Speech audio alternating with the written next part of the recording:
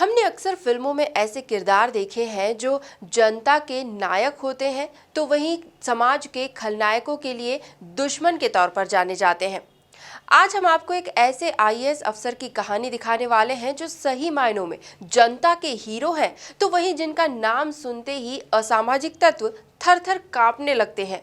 देखिए MP news की एक स्पेशल रिपोर्ट। जनता के नायक हैं इंदौर कलेक्टर मनीष सिंह। गुंडों और माफियाओं के बीच खौफ है मनीष सिंह के नाम का। असामाजिक तत्वों के छूट जाते हैं पसीने। इंदौर कलेक्टर को आता है जिला चलाना और जनता को राहत पहुंचाना। ये हम नहीं कह रहे बल्कि जनता के फीडबैक पर ये तमाम बातें सामने आ रही हैं कि इंदौर कलेक्टर मनीष सिंह सज्जनों के लिए कोमल और दुर्जनों के लिए पत्थर से भी कठोर हो जाते हैं। बात शुरू करते हैं 28 मार्च की तारीख से, जब राजधानी भोपाल से नई सरकार बनते ही मनीष सिंह जैसे मजबूत अफसर को बतौर इंदौर कलेक्टर भेजा जाता है। कोरोना की दहशत के बीच जिले के प्रशासनिक संकुल में जब उन्होंने जिलाधीश की कुर्सी संभाली तो प्रशासनिक महकमे में एक अलग सी हलचल देखी गई। उसके बाद फिर जैसे जैसे दिन आगे बढ़ते गए, ऑड इवन से शहर को लॉकडाउन कर कोरोना संक्रमण से बचाने के लिए नए डीएम साहब ने एक्शन प्लान बनाया और फिर स्वास्थ्य विभाग को भी सुपर एक्टिव बनाया। यही नहीं, उन्होंने जनता के भरोसे को भी जीता और घर घर राशन सामग्री और सब्जियों को पहुंचाकर हर संभव कोशिश की।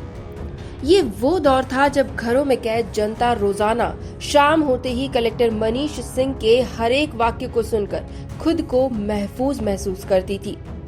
दिन आगे बढ़ते गए और कोरोना मरीजों की संख्या में इजाफा होता गया, लेकिन तमाम खतरों के बाद भी कलेक्टर मनीष सिंह हर मोर्चे पर डटे रहे।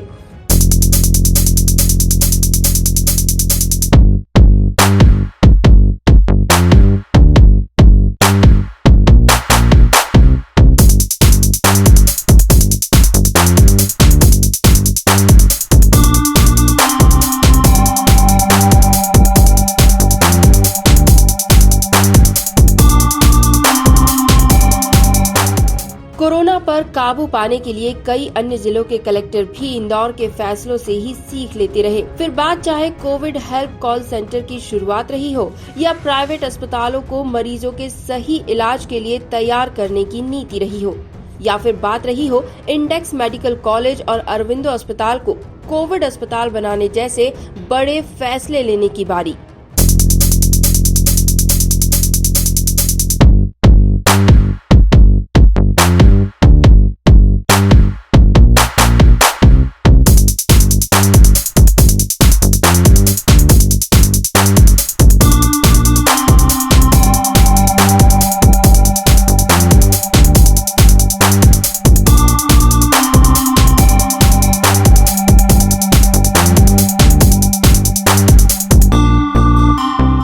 क्राइसिस कमेटी में सामंजस्य और हर दल के नेताओं को साथ लेकर शहर को बचाने के फॉर्मूले में भी डीएम मनीष सिंह अव्वल साबित हुए।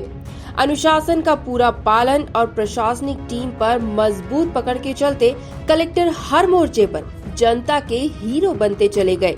जब कोरोना मरीजों का रिकवरी रेट बेहतर होने लगा तो अनलॉक शहर में मास्क की अनिवार्यता से लेकर दवा विक्रेताओं का हौसला बांधे रखने तक भी उनका कड़क अंदाज चर्चाओं में रहा।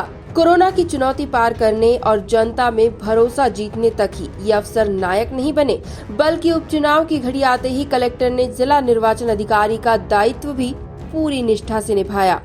सर, क्या लगता है, आपके बारे में कहा जाता है कि सर को जरा सी भी लापरवाही पसंद नहीं है। यदि महकमे में कोई अधिकारी कर्मचारी गलती करते हैं तो सर उसे जल्दी फटकार लगा देते हैं। ये आपका गुस्सा है या अनुशासन प्रिय अंदाज है?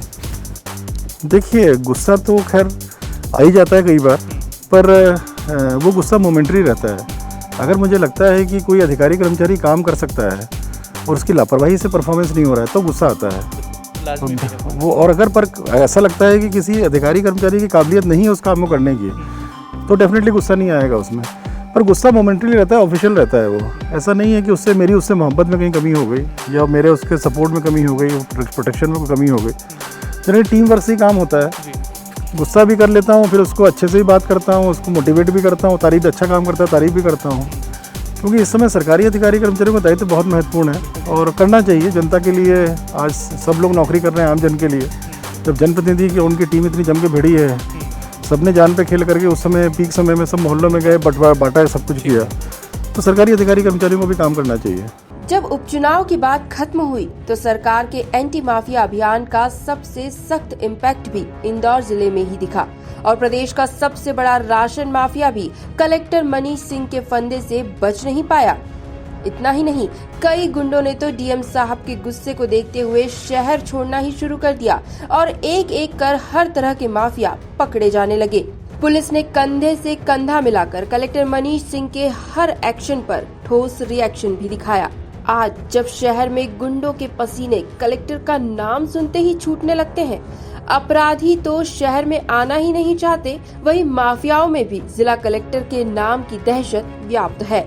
देखिए, अभी तो गुंडों के खिलाफ कार्रवाई चल रही है और मिलावटखोरों के खिलाफ कार्रवाई चल रही है।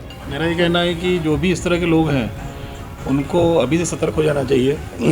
जो भी गलत काम है उनके, जो भी चीटिंग की गई है आम जनता के साथ में, उसको रेक्टिफाई कर लेना चाहिए। अगर शिकायत होती है, हम लोग की जांच में, अपनी जांच में प्रूव किया जाता है, तो डेफिनेटली उनके खिलाफ हर तरह की दंडात्मक कार्रवाई होगी।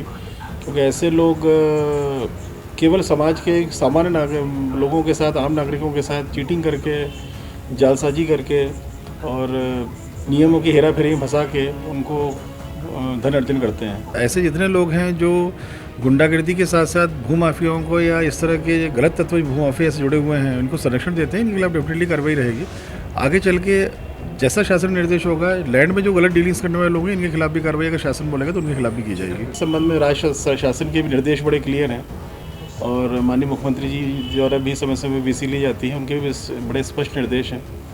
आम जनता को जो भी तकलीफ देंगे, चाहे किसी भी रूप में होंगे, उनके खिलाफ सख्त कार्रवाई की जाएगी। कलेक्टर के कड़क अंदाज वाली ये पारी अब भी इंदौर में जारी है और गुंडों की खैर नहीं, दलालों को छोड़ेंगे नहीं और माफियाओं का करेंगे दी एंड, ये संदेश अब जनहित में जारी है। Bureau report, MP news, Indore.